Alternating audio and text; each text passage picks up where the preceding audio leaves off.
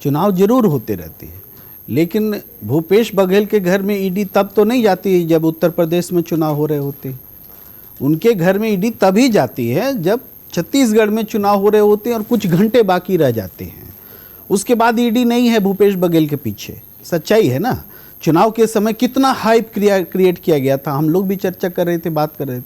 अवधेश जी भी कह रहे थे कि भूपेश बघेल को ईडी के सामने पेश होने में क्या दिक्कत है, अगर ईमानदार है तो क्यों नहीं पेश होते हैं, बोलते थे ना।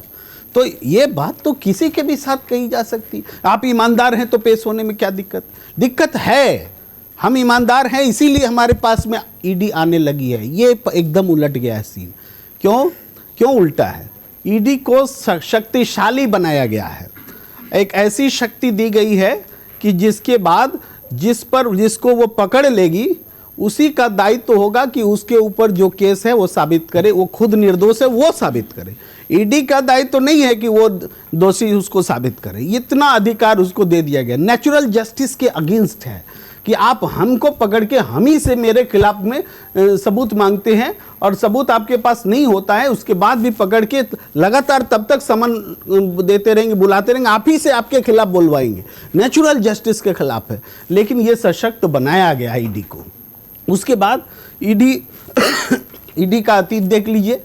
ईडी ने जितने भी पॉलिटिकल मामले छुए उनमें से 100 में से 96 विपक्ष के नेताओं के खिलाफ है।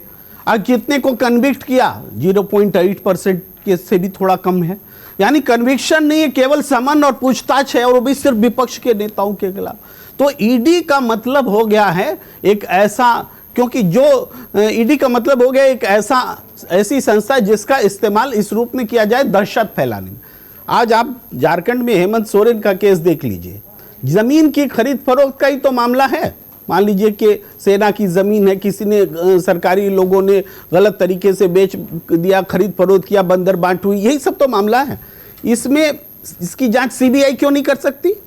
इसकी जांच दूसरी एजेंसी क्यों नहीं कर सकती? ईडी करेगी। ईडी करेगी तो सरकार, मुख्यमंत्री को इस्तीफा देना होगा, सरकार बदलेगी। ईडी को भेजो, उसके बाद सरकार बदली करो। ईडी को भेजो, उसके बाद वहां ऑपरेशन नीतीश कुमार चलाओ। ईडी को भेजो। इस महाराष्ट्र में आपने देखा विपक्ष के सारे लोगों को, जब वो लोग सरकार में थे, मंत्री को भी जेल भेज दिया गया, सब कुछ। लेकिन बाद में क्या हुआ? लेकिन जो सरकार में जो सत्ता बीजेपी के तरफ से सत्ता में आए, उनके खिलाफ ईडी के मामले थे भी, तो वो ठड्डे बस्ते में चले गए। तो ये खुला एंड ऑफ डेमोक्रेसी ही है ईडी का मतलब। ईडी का मतलब अब जांच एजेंसी रह ही नहीं गई है। ईडी का मतलब सताओ, परेशान करो और इससे परसेप्शन बनाओ, सरकार गिराओ, सरकार बनाओ, दूसरे लोगों को कॉम्प्रोमाइज कराओ कि मेरे तरफ आ जाओ। अगर आप ये वीडियो YouTube पर देख रहे हैं तो हमारे चैनल को सब्सक्राइब करें और बेल आइकन को दबाना ना भूलें। अगर आप Facebook पर ये वीडियो देख रहे हैं तो हमारे पेज को लाइक करें।